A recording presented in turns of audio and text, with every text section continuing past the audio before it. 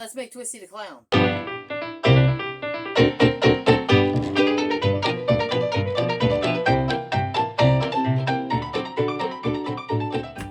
everybody, welcome to another video. Today we're going to make Twisty the Clown. Now, I get asked to make these iconic clowns all the time. Twisty the Clown, Pogo. I get Pogo a lot. And most of the times, these people are putting them just on a mannequin to stand in the room. And they're not going to wear them. But that doesn't mean we don't need to make it sturdy. Okay? So what are we going to use for Twisty the Clown? There's really not a pattern for it. We're going to use my go-to pattern for everything I've ever made that needs basic drawstring pants and a basic shirt. And that is chef pattern. This is McCall's M2233.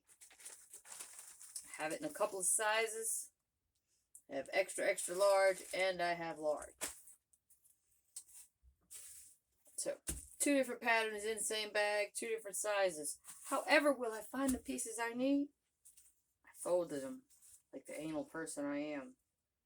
Okay, so there's a sleeve large, here's a back piece jacket large, and there's a front jacket large. We need some pants.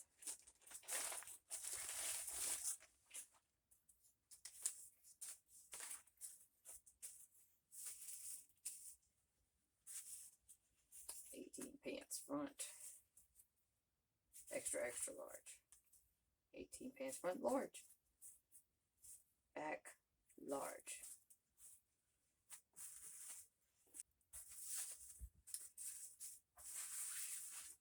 Gonna start with my largest pieces, the pants. This fabric I'm using is a canvas. I got it from Joann's in the duck canvas section. This is the white. The white. This isn't going to stay white very long, because we are definitely going to dirty it.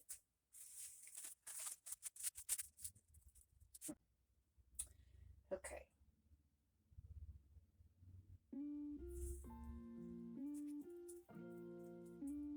So I think what I'm going to do, instead of lining these up this way, I've got 4 yards of fabric.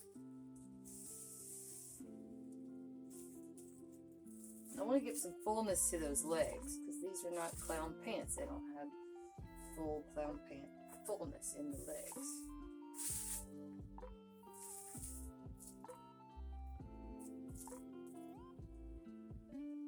Just adjusting that grain line.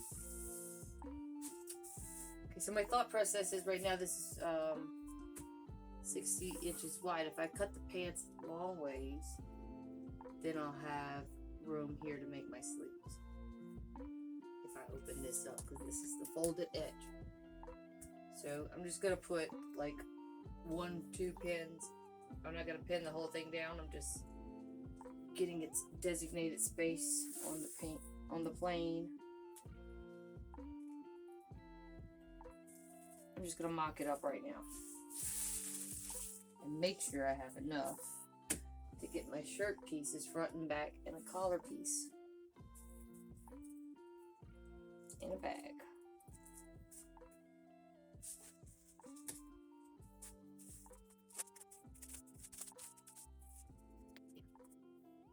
So see, from here to there, I'll get another sleeve.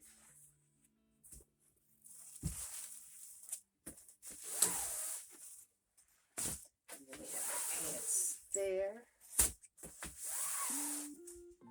Yeah. Alright. We can definitely get this.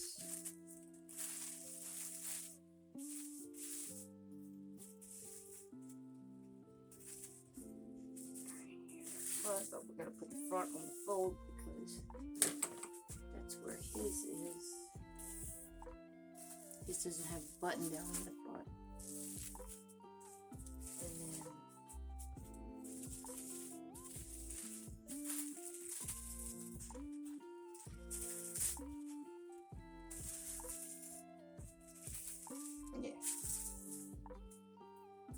so we'll sew the back together, and we'll use this.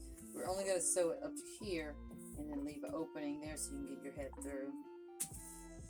Probably leave a larger opening, since they're probably going to put a mask on, and then want to put this on over the mask. then that way the mask is all tucked in under. Alright, so by doing this I can widen the pant legs. Alright, and we planned it out, so we know we have enough fabric to do it. So let's go back and pin it on the correct way.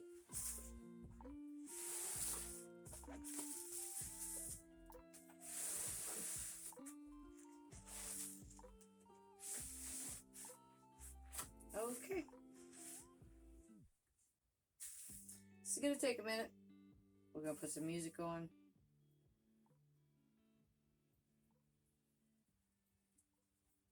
You know what?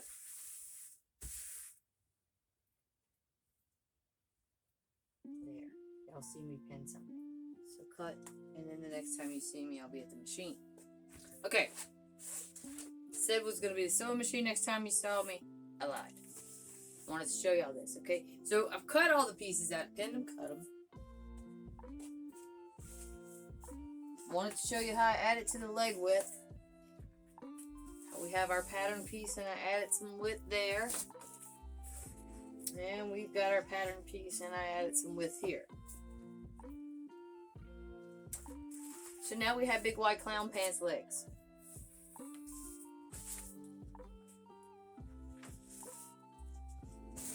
What we have here is the negative space. And I'm going to open that.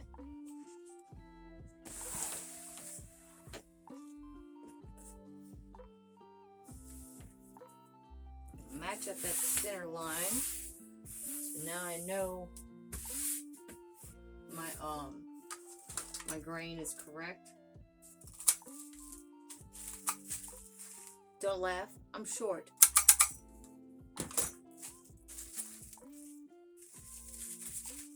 Alright. Speaking of short, we got a short sleeve here and we need a long sleeve.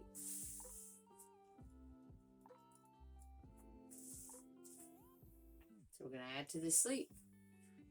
I'm going to put the top of the sleeve at the narrowest edge of the fabric because I'm going to make it go really wide as I go, which is why I folded it at its widest point instead of matching the ends together.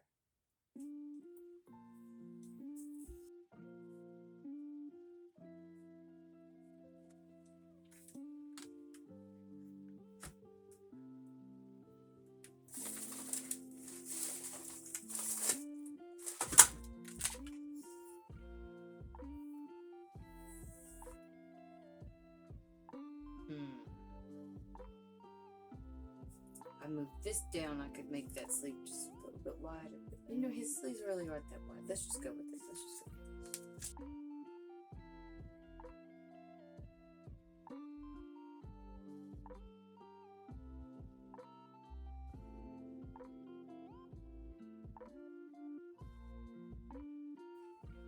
These are my scraps from 4 yards of fabric. I used that fabric very smartly. Not a whole lot left over. That's always good. I got my money out of it.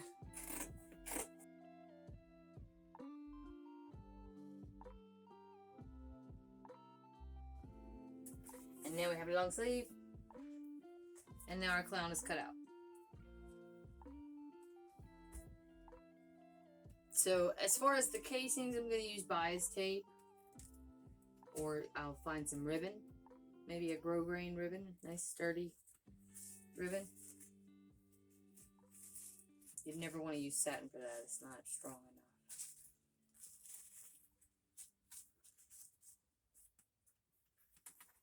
Okay.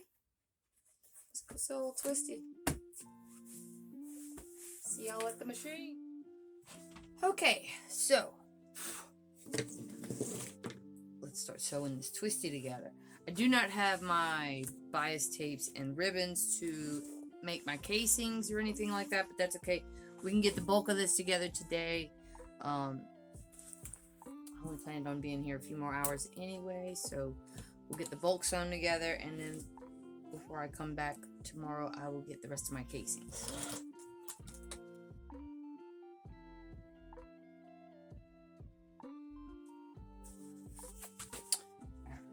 Sew this back piece together.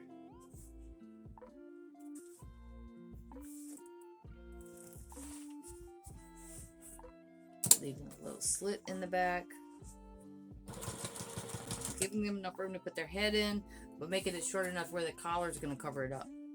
Because nothing says cheap costume like slit in the back.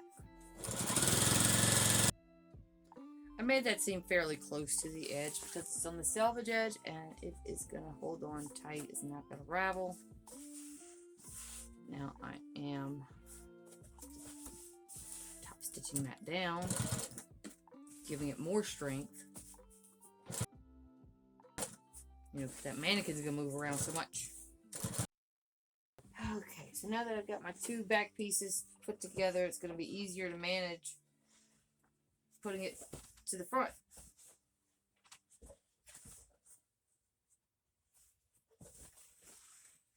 Now I can go across both shoulders in one swoop.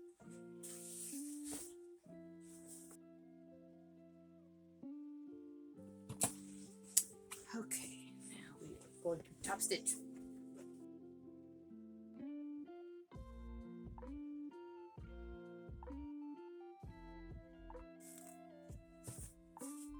This is my collar, yes.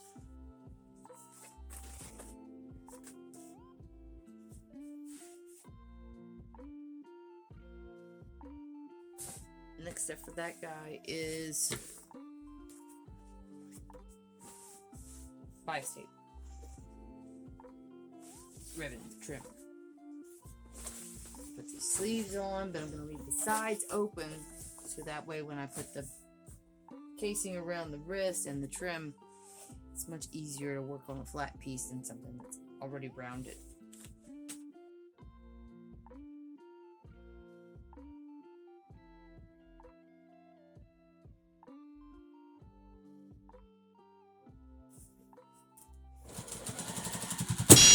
Ooh! Broken needle.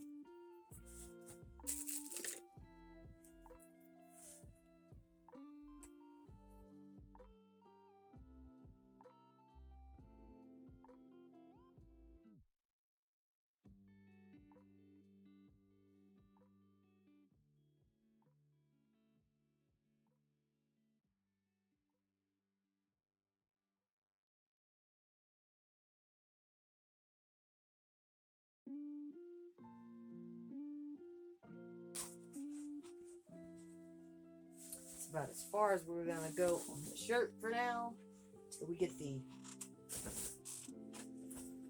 ribbon.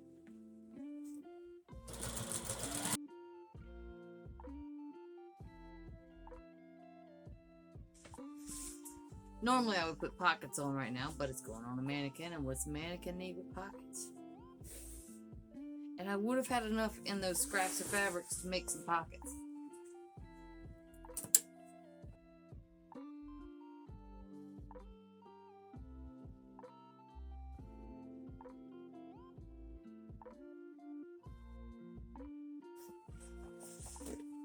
Okay, so I'm just gonna leave this one open at the bottom too. We are gonna work on the waistband. I swear it sounds like it's raining. But it's wind.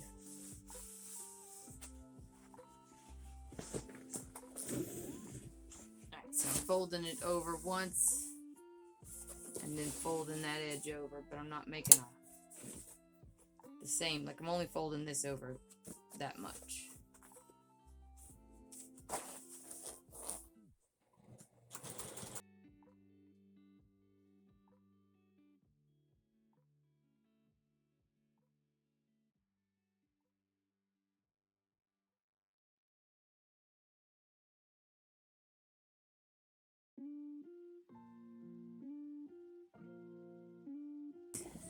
Pants are top stitched down. Not because I needed the strength, but I didn't want it to ravel on the guy. I'm going to sew this down so it doesn't flip up. I usually do that so it doesn't flip up and aggravate the person wearing it, but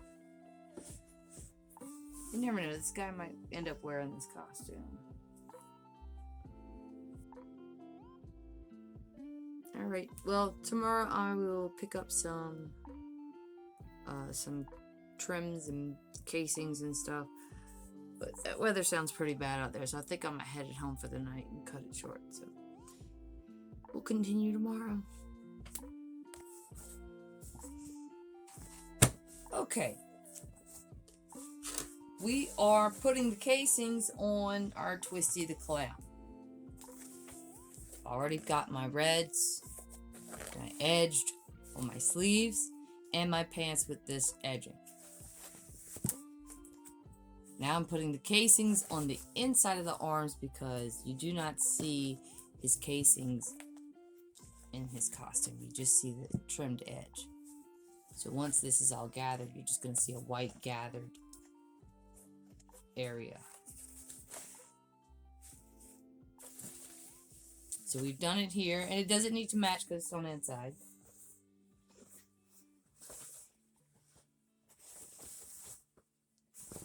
This is a perfect opportunity to use those odds and end pieces that are too long to throw away and too short to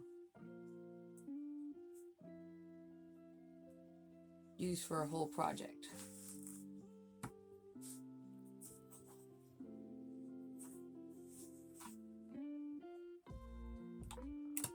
Okay, so here's a little trick I like to do, and this helps me when I have something that's wide. It's a seam guide, and it's just a piece of elastic, and it's wrapped around the arm of my sewing machine. And because it's elastic, I can move it up and down to wherever I need, and that works as a guide.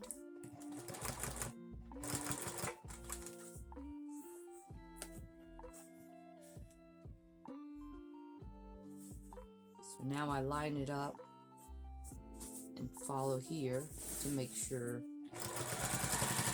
I'm keeping it all level. So right on the edge of the bias tape. That will ensure I have more room on the inside to run my elastic.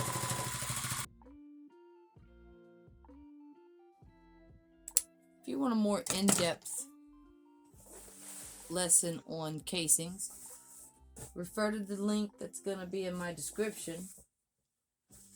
I've made an entire video on it. Okay, so now what we need to do is put elastic in these arms and then sew the sides of the shirt up.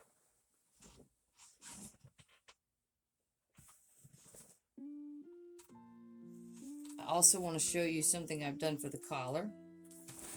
Okay, we have trim on it, and then I have a piece of bias here as a casing. So what's going to happen once we run the elastic in it, is this layer is going to fall over, and then it's going to gather, and that's going to make it stand tall. So in order to get both of my trims to fall on the same side, I have to sew them on the opposite sides. I have it all finished off, but there's no raw edges that are going to show. Even though we are going to distress this, which will most likely be a different video.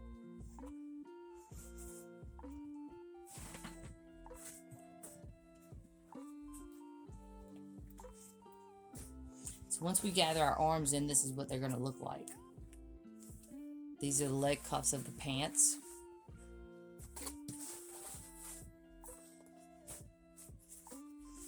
Put my waistband in the pants with a piece of elastic casing.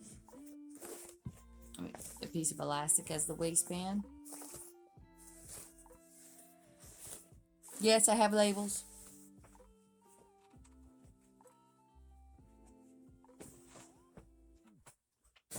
Alright, so let's do this. These two wrists, and then we'll sew up the shirt. And then we can gather up the collar.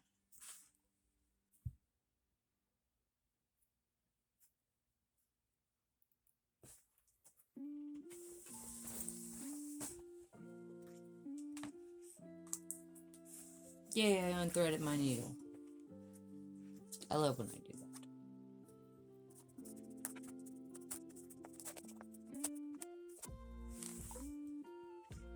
Okay, so stopping right there. Start this thing back.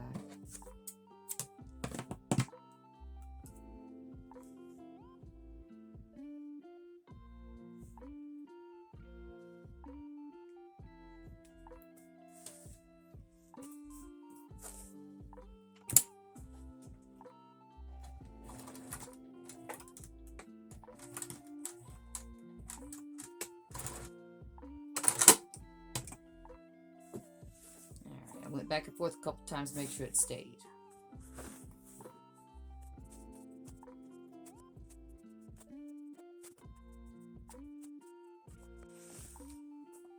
Alright, I'm hanging on to it. I got it to the end. See, it's all gathered. Now I can put my sleeve sides together.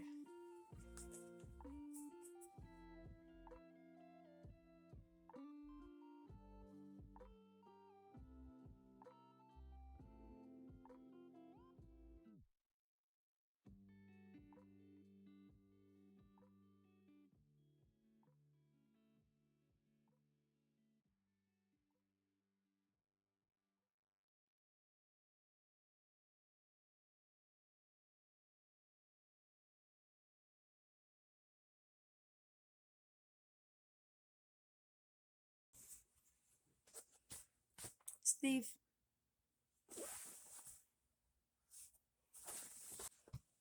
Now we're going to gather this up, and the next shot you'll see it on a mannequin. And here it is on a mannequin. Next step is distressing, but that is another video. We'd like to thank you all for watching. Join us next time for our next video. Give us a like, hit the subscribe button, and we will see you next time. Thanks for watching.